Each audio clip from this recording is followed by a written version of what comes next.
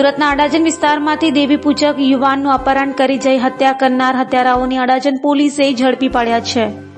અડાજણ વિસ્તારમાં હત્યાની ઘટનાને લઈને અડાજણ પોલીસે હત્યારાઓને પકડવાના ચક્રો ગતિમાન કર્યા હતા, જેમાં અડાજણ પોલીસે સગીર સહિત હત્યારાઓની ધરપકડ કરી રિમાન્ડ મેળવવાની કાર્યવાહી શરૂ કરાઈ છે। સુરતની અડાજણ પોલીસે રવિ રાજુ સુરેલા અને ભરત રમણ વાઘરીની ધરપકડ કરી છે। મહિલા સાથેના અનૈતિક સંબંધોમાં આ હત્યા થઈ હોવાનું પ્રાથમિક તપાસમાં બહાર આવ્યું છે।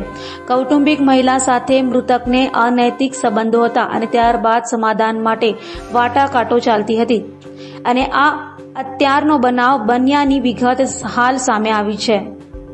અડાજણ પોલીસ સ્ટેશનમાં એક ખૂનનો ગુનો બનેલો છે, જેની અંદર દેવી પૂજક સમાજમાં અંદરનો બનાવ છે। એની અંદર આ કામે મરણ જનારના ભાઈ એક દેવી પૂજક બેનના પ્રેમમાં હતો અને એને સમાધાન માટે આ લોકો અવારનવાર છેલ્લા 6-7 મહિનાથી પ્રયત્ન કરતા હતા, પરંતુ એમના વચ્ચે સમાધાન થતું ન હતું અને ગઈકાલે આ જે બનાવ બન્યો એના એક દિવસ પહેલાં આ લોકોએ સમાજ માટે એસએમસી આવાસ પાસે ભેગા થયેલા અને અચાનક આ કામના આરોપીઓ ત્યાં આવેલા અને એ લોકોને સમાધાન ના કરી અને આ કામે જે મરણ ગનાર છે જયંતિભાઈ એને ઉપાડી અને રિક્ષામાં નાખીને એને જહાંગીરપુરા બાજુ લઈ ગયેલા હતા અને ત્યાંથી એને મારી અને પાછા ફરીથી ત્યાં નાખી ગયેલા। એ દરમિયાન એમને વધારે મૂળ માર વાગેલો હોય અને બીજી ઈજા થઈ, જેથી એનું મરણ ગયેલ છે, એટલે ખૂનનો ગુનો દાખલ કરવામાં આવેલ છે અને આ ગુનામાં કુલ 4 આરોપી છે એફઆઈઆરમાં, એમાં 3 આરોપી અટક કરવામાં આવેલ છે।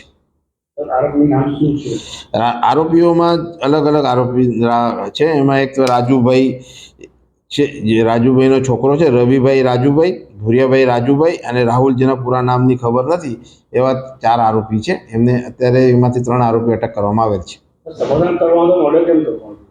આમાં સમાધાનમાં એમનું સમાધાન થયું નહીં અને એટલે એ લોકોને લાગ્યું કે હવે પૈસા બી મળશે ને આ લોકો અને ફરીથી એ લોકો ભાગી જવાની પેરવીમાં હતા, એટલે ફરીથી એ લોકોએ પેલા ભાઈને સમાધાન કરવા જે આવેલો આરોપી જે દીપકભાઈ કરીને છે એનો ભાઈ જયંતિભાઈ, એ સમાધાન કરવા એને ઉપાડી લઈ ગયેલ અને મૂળ માર મારેલ અને પછી મરણ ગયેલ છે।